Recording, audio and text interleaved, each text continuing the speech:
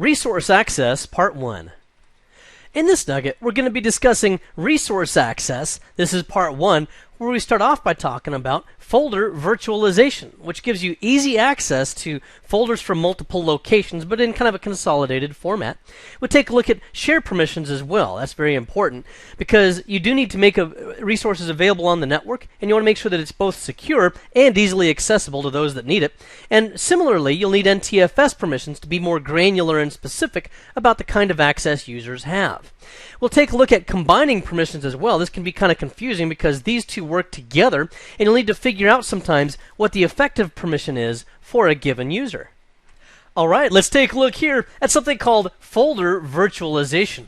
What this is going to do is it's going to make things a little bit easier and simpler for the user to browse. Rather than having to have multiple mapped drives that they constantly have to remember, what's on which mapped drive letter and pick their way around through Windows Explorer and looking for various locations.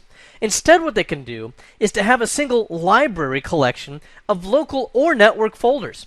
And the visual appeal here will be that it'll look like everything's actually contained in a single folder. Now, it's not an actual folder. It just looks like it's a folder, and it's just a link to other folders. That's all it really is. It would kind of be like just a folder that's full of shortcuts to other locations, which could be on the network or locally, either one. Except that you can't just think of it in that sense because that would be too limiting. Because what this does is it also gives you some additional capabilities, particularly in the searching and in the indexing of those resources. But again, it provides a single view of resources from multiple locations, and anything that's a non-indexed remote location has to be made available offline. Okay, I say that because that's a key part of folder virtualization, where when you have something that's in there, it must be an indexed resource. And that's part of what makes it very quickly and easily searchable. If it's not an indexed resource, if you make it available offline, it becomes indexed in a certain kind of way, because even though that remote resource might not be indexed, the local cached copy of the offline files and folders will be indexed, and that's what that's about. Now, by way of example with that, you can see here that I've got multiple mapped drives and down here at the bottom and everything, and I've got lots of different drives and folders and things. This is my own personal computer right here. But notice that I've got this libraries item. Notice how much cleaner that is. What I could do with this is, for anything that I have documents for, look, wow, there's a lot of contents in there. Where is that actually? Well, this is actually located, if I were to access this in a most fundamental sense, I'd have to go back to the computer, I'd have to go to the home directory, I'd have to double click on my name here, and then I would be in the same place. Now that's only a few more double clicks to get there, but when you have to browse a lot of files and folders on a regular basis, that gets to be quite exhausting to be able to make your way around all of those different things. So if I put just the documents here, this makes it much simpler. Also, you can do the same thing with things like music. Notice that here, I've got a lot of different music that I've already downloaded and put in different places. I got my iTunes and all of this. Well, this has also been collected together in this location. Notice as well, and we'll talk more about this later on, that with music and with videos, by the way, you can have a specific kind of sharing that goes on with this so that you can share your music and your videos with other people across your network. Anyway, where was I? There was music, and then, here's pictures as well.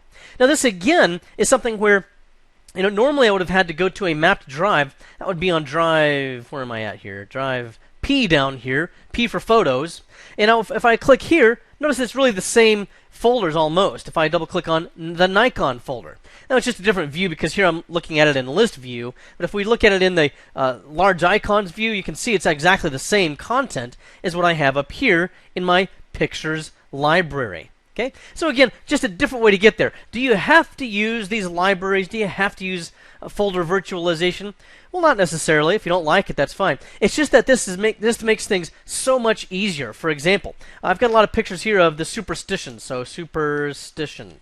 Okay? If I just type that in, then we're going to see that this will quickly and easily search upon that index. And there they are right there. Okay, so here's some, what is this? Can't even remember taking this right offhand. Oh, this is some wildflowers that I took a couple of years back. Okay, some wildflowers in the Superstition Mountains here in Phoenix. Here's some wildflowers as well that I took there. We don't really get these wildflowers very often, but if I'm looking for wildflower photographs, then this makes it quite easily or rather superstition photographs that makes it quite easy to find this. I think I also put keywords in there of wildflowers. So if I had searched on wildflowers, those probably also would have come up as well. Notice that once I click on here as well, I can choose date taken and tags and type. So I can say I'm only interested in finding something that was done, yesterday or last week or whatever. That's another advantage of using this type of a library. Also, in terms of the speed of doing all of this indexing, that only took a few seconds to show me that. But you know how big the resources are, how big the file share is that it has to search upon? Let me go to the properties of that folder. It had to go through, I think there's 700 gigabytes over there or something like that. So can you imagine having to have the system just individually go through each file and search the index? Wow, I guess it's bigger than I thought. 977 gigabytes. So rather than doing that, since it's already been indexed, it's substantially faster and more efficient. It's a great way to access the resources you need. And before we move on to shared permissions, let me talk to you about how to configure this now. Okay, I'm going to stop that search result there. Now let me go into this and identify how you can add in different items with this. If you simply go to, let me move this off to the side so you can see the right click better. If you right click on this and go to the properties of this folder, notice that I've got in here a single library location. Now for a local computer, it's going to be the local documents folder, but you can include additional folders. So for example, maybe if I wanted to include source files where I frequently install applications and utilities and things of this nature. Well, I could go down here to source and let's go to my applications folder. I'm just going to now include that folder into this, and now I've got the applications folder included as well. So then I'll just click OK, and then after a bit here, if I go back into documents, we're going to see that we also have that as a location as well. I don't really see it here, but if we go over to the right, we should be able to see it here. There it is, applications. Okay, so just another way of taking a look at that. If you click up here where it says 2 locations, then you can again identify where they're located. And again, they do have to be indexed on that remote location, or else I will not be able to include them in the library unless I make them available as offline files or folders. By the way, the way you would do that would be if you right-click on a folder, then you can choose this option here that says always available offline. We'll talk more about offline files and folders perhaps at a different time. But what that basically does is it makes those files and folders in that folder available to me at any time. Very useful for laptop users that go out of the office, need a copy of the files that are normally on a file share, available to them when they're disconnected from the network. And then what happens is they can even make changes to those offline copies, and when they come back into the office, it takes note of the date and timestamp, and it resyncs that with the original source. And then continuing along that discussion of indexing, here I've just gone to my Windows Server 2008 data center server, and this is not something you need to memorize or know about particularly for the exam. But I do want to show you where you would configure that on a server if you needed to turn on some kind of indexing. You'd go into Control Panel, and then you would go to Indexing. Okay, so I'm in the kind of the classic view here with small icons, but I'd go to Indexing Options, and then notice here we are now. For example, for the Photos folder that we had earlier, that's actually the entire drive that I'm indexing. I can modify that, and I can specify whether or not I want the entire thing indexed, or if I only want a specific folder indexed. And you can see the little checkboxes over on the side. So that's one way of going about this. The other thing I could do as well is I could go into a different location like the home directory here, and notice that it's actually going to take me to the same indexed locations. I just have to work with the checkboxes for whatever it is I'm interested in. This is a good example of where I really don't care about indexing several of these other folders. They're not really that pertinent. However, the home directory where users' files are, that's important, and the source directory where I have applications that I install and so forth, those are also important. So I keep those indexed. As a result, anything that had a checkbox next to it would be a good candidate for adding it to my virtualized folders, which again is also known as my library. And then here on the Windows 7 machine itself, I've gone to Control Panel's Indexing Options. Notice here that it adds additional things for a Windows 7 workstation, such as Microsoft Outlook. That's why when I search for an email right now, I just go into the search box in Outlook, and I just have to type in the first few characters, and before I'm even done typing out the whole word, maybe I'm searching for a an email from Greg Shields, which is one of our CBT Nuggets trainers. As soon as I'm done typing the word Greg, it's already showing me results for Greg Shields. I don't even have to finish typing his name in. So it's extremely fast in that respect as well. And as I mentioned earlier, since it indexes offline files, I could make certain folders on the network available offline, and since they're part of this cache now, that'll be indexed and easily available.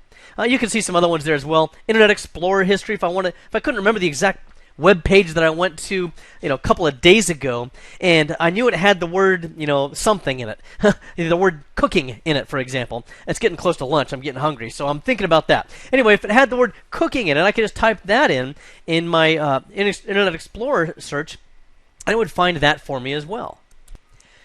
Let's also take a look at share permissions. Now, when we talk about share permissions, this is where I've made a folder available for other people to be able to see. I'm going to show you how to do that here in just a moment, if you're not already familiar with it. But you have several different levels of permission. This dictates the level of access that the people will have when they try to access it. For example, if they just have read permission, then they can view the folder, they can view the contents in it, view any of the subfolders that are in there, and they can view any of the documents that are there. They can also open those, so they could double-click on them and open them. But they would be read-only documents. If they'd made changes and tried to save them, they would have to save them somewhere else. It would have to be a save as kind of an item. They could also copy the files out of there and put them somewhere else, and again, also make changes if they decide to do that. But otherwise, they cannot modify the changes, just like a read-only document. That's pretty much says it. That's all you can do is to read it. And of course, they also would not be able to make any deletions. They could not delete individual files or folders. If we up their share permissions a little bit and give them change permissions, this is pretty much give the ability to read and write. This is all of the read permissions, plus we also give them the ability to write changes. So this thing down here where they have no changes anymore, well, that's no longer an issue. So they can make changes. They can also create their own files and folders. Whereas with read access, they could try to right-click in an empty space in that folder and choose new, but it just won't let them. They can't have that ability. There's also the ability now to delete. So pretty much for most user purposes, if you just want people to have daily productivity to work with their documents, giving them change permission is plenty of permission in most instances. And even for administrators on a daily basis, the kind of documents we work with, we're usually fine with change permission. Full control might not even be necessary for us in a lot of instances for daily work.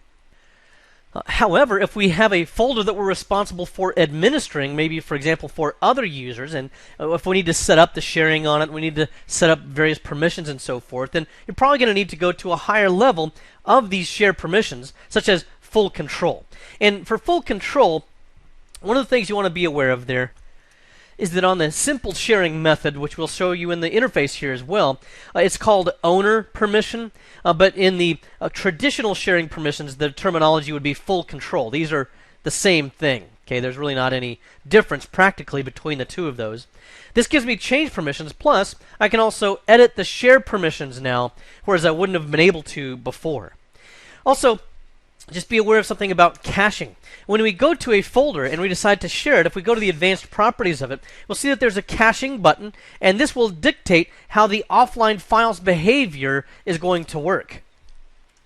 I think I'll just show that to you when we get to the interface, so just hold on and we'll get right to that. And then also, there's the home group. We talked about that earlier. It's actually an exam objective that's been covered previously. However, I do want to add an additional item to the home group discussion. So let me go ahead and take a look at that.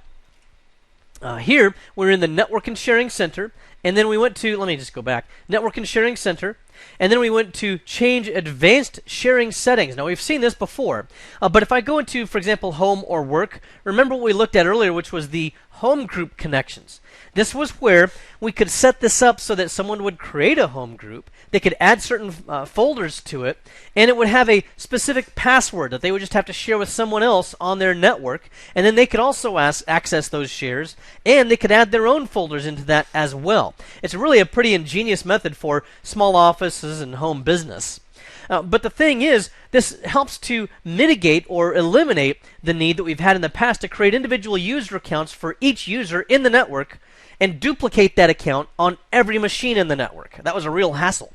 However, if you've been accustomed to working with old technology like XP or even Vista, and you had done that in the past, you'd already taken all that effort to create those users and set all that up, you can still go to use those old user and password method to continue on with your home group. It's not going to be as efficient and as easy to administer in the long term, but for the time being, if you want to continue to use those old methods, certainly you can still do. So by way of example here, I've just gone to my computer here where I'm logged on as trainer on this Windows 7, I think this is a enterprise machine, and then I'm going to go to this folder, or rather the Windows Explorer, and go to computer. Then I want to select a folder that I want to share. Now, we often will say there's a file share here, or there's a file share there, or something like that. But you don't actually share files. You actually share folders, and then as a result, the files inside of it, as well as the subfolders, will also be shared. Now, here I've got a folder called Favorite Recipes. Notice there's a padlock on it right now. It's kind of small and hard to see. Let me change the view here so we can make that a little bit bigger. There's a little padlock on there.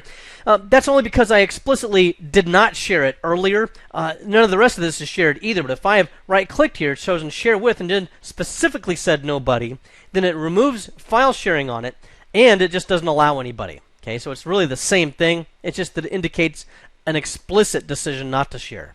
But if I then go ahead and choose Share With, this is what we call the simple file sharing item. If you have a permission level of owner, that's the same as full control that we just looked at on our little whiteboards there. I could also add additional users. I could add everyone if it was a broad scope share, or I could find people, and I could say, Francine.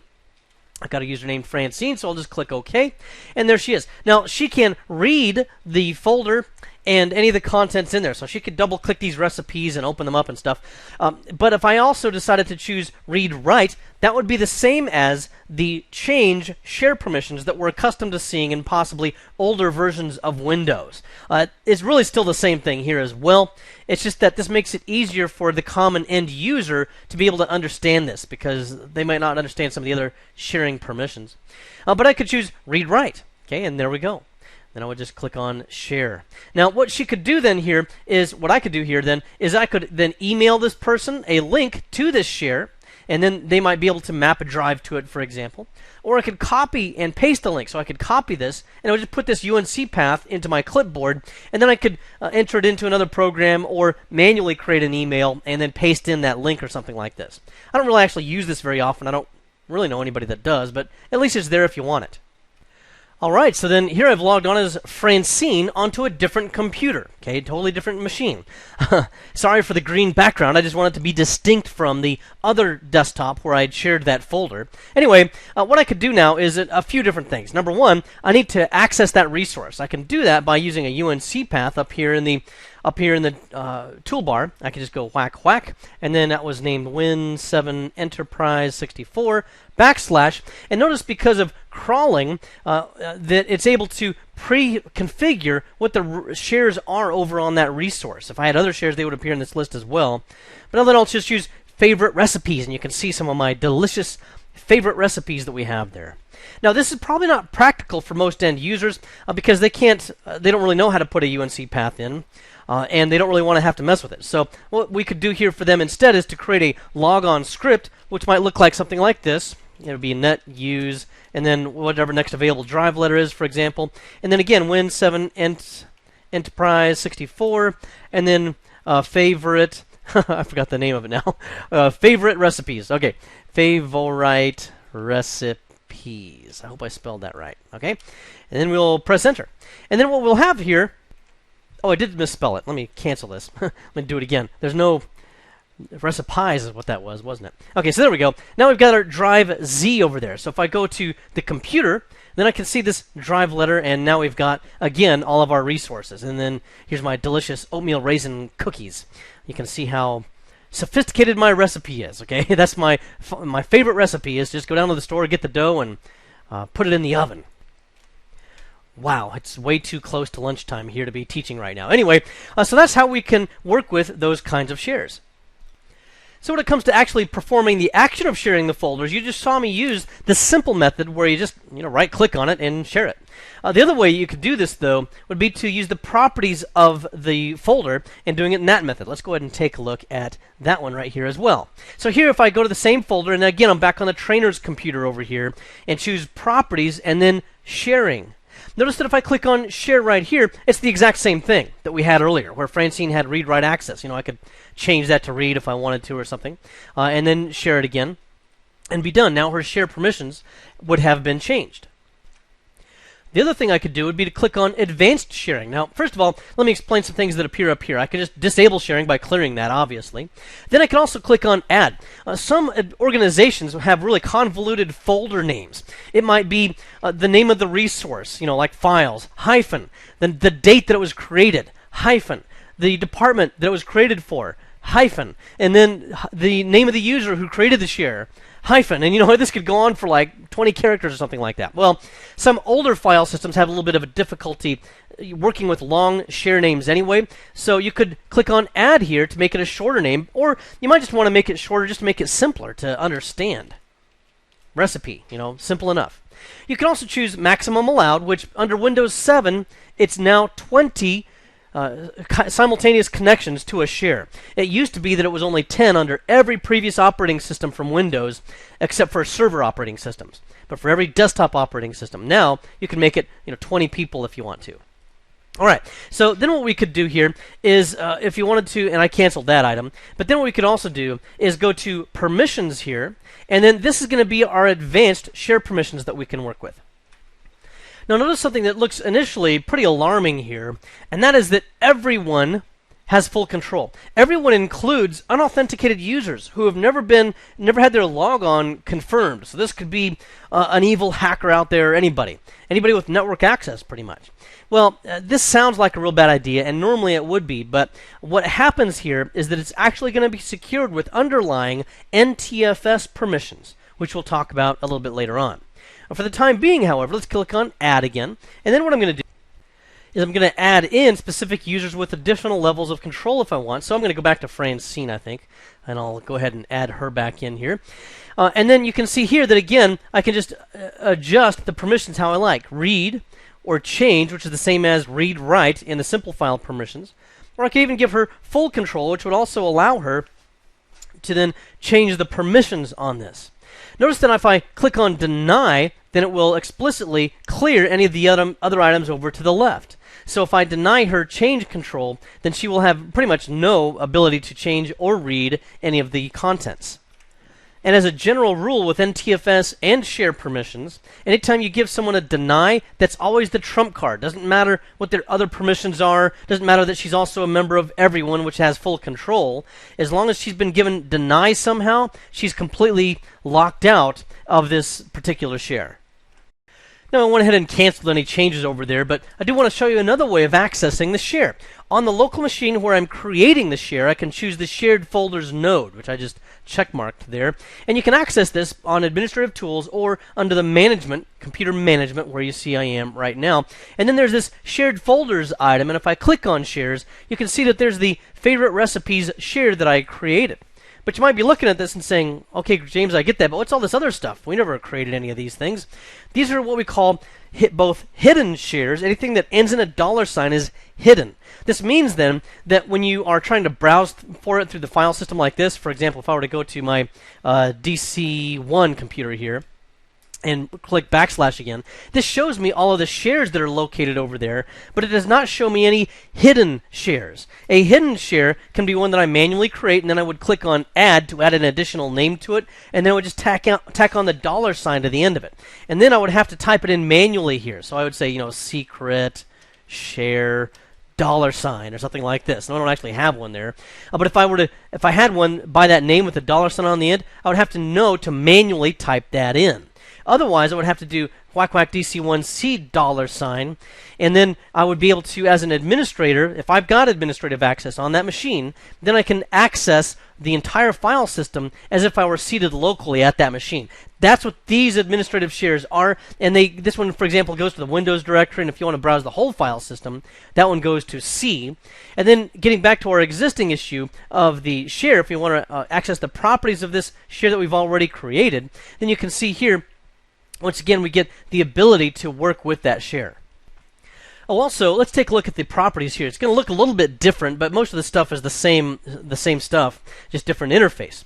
Here, for example, notice there was this offline settings item. I'm probably getting ahead of myself a little bit here, but this is where, again, you can make network resources available even when the network is disconnected, such as if it's down or if you're on a laptop and you're out of the office. But you can specify only the files and programs that users specify are available offline. That means they have to manually right-click on the share and choose always available. Okay. They can also choose no files or programs from the shared folder are available offline, which is useful for classified data or for critical data or something that you would not want to be easily accessed by somebody or taken out of the office. You can also say all files and programs that users open from the shared folder are automatically made available offline. So there might be a folder that is shared and it's got maybe 100 documents in it. If the user only opens and accesses 5 of those documents, those are the only 5 that are available offline, and then you can optimize this for performance, which is supposed to try to look at the locally cached copy first, and as long as it has not been changed from the network copy, it'll open the local one instead, thereby not using any of the network bandwidth involved. There's a publish item here as well, and what this does is it allows us to share this or publish it in Active Directory, and then it becomes an Active Directory searchable object. So that's kind of a handy item. Then there's the share permissions. Now, you might have noticed this earlier when I went to the share permissions as well, when I was talking about the advanced share permissions. I'm pretty sure I shared this to Francine, and yet I don't see her in here anywhere. So what's that about? In reality, Francine is part of the Everyone group, and everyone has full control. So even though we're clicking on share, if you use the simple sharing method to originally create the share, it's actually working with both sharing and NTFS permissions. And you want to know how to check that out? Look at the Security tab. Security could just as easily say on the tab there, NTFS, and what do you know, but there's Francine. So when we share using the simple file sharing, it just allows her existing permissions, because she's part of Everyone, to pass on through, but her specific permissions are not full control, and we don't want her to have full control. So the NTFS permissions take over and just give her this read and execute, list folder contents, and read. And that's how she has her read/write permissions. Another way to administer the shares is to work with the command line. So with the command line, you can use the net share command to do conventional sharing, just share something out, to adjust the permissions. You can also use it to view all the current shares on a local computer, or view the share properties so that you can see, for example, who it is that has permissions on that share.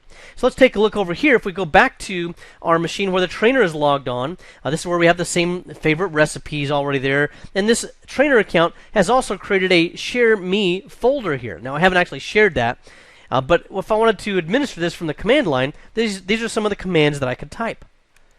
And so then if I wanted to share this, I could go to the command line as an administrator, type in net share, and then the name of the share I want it to be called. Again, this is somewhat arbitrary, but it needs to be simple. I'm just going to keep it the same, share me, and then it would equal C:\share me. All right. Now that share has been successfully created. If I wanted to view all the shares that I've got here, I could do a net share, and that would be it. And then it would show me my administrative shares as well as those that I manually created, the favorite recipes in the Share Me folder.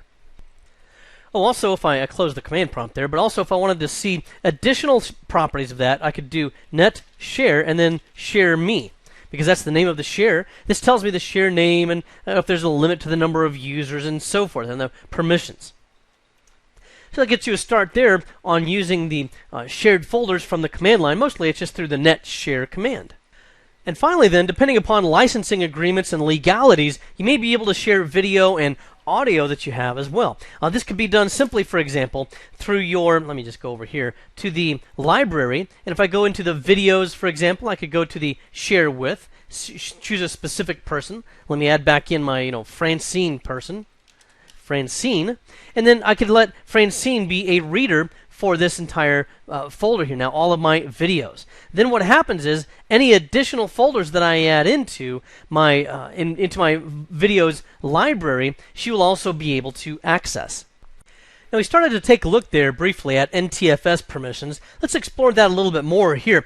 One of the things you want to understand is there's additional layers of permissions with NTFS. They can be substantially more complex than share permissions, and very much more granular as well. But we'll take a look here at the basics of the permissions you have. One of those would be read permission, which would be pretty much self-explanatory. You can just view the document. NTFS permissions as well apply on a folder level, and then any contents in that folder, including other files or other subfolders, will inherit the NTFS permissions by default. You can override that. You can add additional permissions to it, but by default, there's an inheritance that takes place there. Also with read, there's no ability to delete, of course, or execute any of those documents. So if there was an executable, for example, in a shared folder, you would not be able to double-click on it and run it if you did not have anything past read permissions. For that, you'd need read and execute. There's also list folder contents. Now, this might be useful only if you need to be able to see what's in the folder. You won't be able to actually double-click and open anything, but you might need to see if there's stuff in there. This might be useful, for example, if you're a manager and you have users that are submitting personal employee data. You just need to see if they're uploading the files, but you're not allowed to particularly double-click and open any of the contents of there. So you can just see who has put files up there. And then if you really do need to work with them, you can read and execute. And that would be, again, particularly important if you had some kind of application share or something that you needed to use to install programs from and the like. There's also this write item, which pretty much is the same as all of these permissions, plus the ability to modify that document or any of the contents that have the right permission on them. You still can't delete, though. Now, if you do modify, now you've also added in the delete permission here, so you would have pretty much the same as all of this stuff, plus modify, and then full control would also add on to that the ability to change ownership and the ability to change permissions. You can't always change permissions unless you own a particular resource. So that's something to keep in mind as well. And if you are an administrator, you always have the right to be able to kind of seize control and seize ownership of a folder. And that might be sometimes useful on a corporate level for a user that's left the company, but they didn't have any permissions that they granted to anybody else to access their folders, but we need to get to them and so forth. So you could take ownership of that file and folder and then adjust permissions as you like. And then if you want to adjust any of these NTFS permissions, you go to the Properties and Security, which again could just as easily have read NTFS. And then we see the existing permissions that we have right here. By default, the system always has full control, as does administrators. And then there's a special identity known as creator owner. The creator owner is the person that created it becomes the owner. And anybody that's the owner is going to have full control. So since I'm the creator owner, I have full control. That's what that's about. And then if I want to modify this, I'll click on Edit, of course. And then you can just add in whoever you want. Phoenix user 05. And there they are. And I'll just give them whatever level of permission I want. Okay. Then we could click OK here. And if I want to do additional advanced customization to this, I can do that by clicking on Advanced. For example, again, I could change permissions here. And this, if I click on Edit for any one of these, then I can go to more granular permissions as well. So for example, I could deny them the ability to delete subfolders and files. This would give them, for example, only the ability to work with that top-level shared, top-level folder, excuse me, and they could create additional files in there, and they could delete stuff if they want to, but they cannot delete subfolders and files. I can also deny them the ability to delete in general here, and that would deny them the permission to delete anything that's also in the folder that we're working with. So there's some additional, more granular levels that you can see there, but what I want to get to here as well is the fact that you can choose include inheritable permissions from this object's parent. Now, it's already got inherited permissions by default, except for anything that you've specifically added into this. Even though it says not inherited, it actually is, because it's inheriting it from the root. If I were to go into a subfolder, however, and create additional permissions there, it might tell you that it was inherited from a parent folder instead. But normally, you'll see not inherited here, even though it comes down from the root. And then, if this might be useful if for some reason I had gone in here and I had been modifying permissions and I got in kind of a tangled mess and I wasn't quite sure which end was up on this whole thing. Well, I might want to just reset this back to a known baseline by including the inheritable permissions. If I have subfolders in this and additional files, then I can also replace all child object permissions with inheritable permissions from this object. Again, it's useful if the subfolders have kind of gotten in a tangled mess of permissions and gotten to be very confusing, and I need to get back to a kind of a known good situation there. What we can also do with this, if I just cancel out of it real quick, is I can go to auditing. Auditing's beyond our scope. It's more of a server issue for our current purposes, but we may talk about it at a later point in time when we address monitoring and things of this nature. But this would let me know who has touched this file or folder, who has opened it, who has made changes to it, and when. So it gives you all of that information. And then I could change the ownership as well. The current owner is the trainer account, but I can click on Edit here and add some other user or group. And I could say Phoenix user 03, something like this. And now they would become the new owner, and I can also forcibly apply that to subcontainers and objects here as well. And then I would just click on OK, and that would take care of that. One of the other things that's useful here is something called effective permissions. I'm going to address that here again in a little while, but that will be found on this tab, and what you can do is to identify a group or username here. Just select and enter in their username or group, and then it will tell you exactly what their effective permissions are, and that can be quite useful because these permissions can get to be quite complex and confusing at times, especially if you have someone that's a member of multiple groups, and each group has varying levels of security permissions on that folder. It's kind of difficult to decipher sometimes, so that'll help. Now let's also talk here about combined permissions. We saw that there were share permissions. We saw that there were NTFS permissions. What happens when you combine the two together? Because they may not be in agreement. For example, one of the permissions might say, that the user has read access. The other permission may say that the user has full control access. Well, now what do they have? Is it read or is it full control? Well, if it's share or NTFS permissions, okay, and notice that I emphasize the or under here. That's just, if you're just looking at just one or the other. Then if there's multiple authorizations going on, for example, let's say user account, plus they're a member of a specific group, maybe a couple of different groups, and each one of these has different levels of share or NTFS permissions, then what happens here is the most liberal permission applies. And I have a diagram that'll illustrate this as well here in a moment. Also, if I have share and NTFS permissions, then if I have multiple authorizations, again, because I'm maybe a member of multiple groups and all, then the most restrictive is going to apply. And for that, let's just go ahead and take a look at this diagram. And the way this all works out is like this. Here we have share permissions. Okay. We also have NTFS permissions on a given folder. Now we have a user here named Francine. Francine has been given the change share permission. But Francine's also a member of this group, the Operations Security Group. This Operations Security Group has read access to that folder. So now, what do we have for Francine? Because here she has change, but here she has read.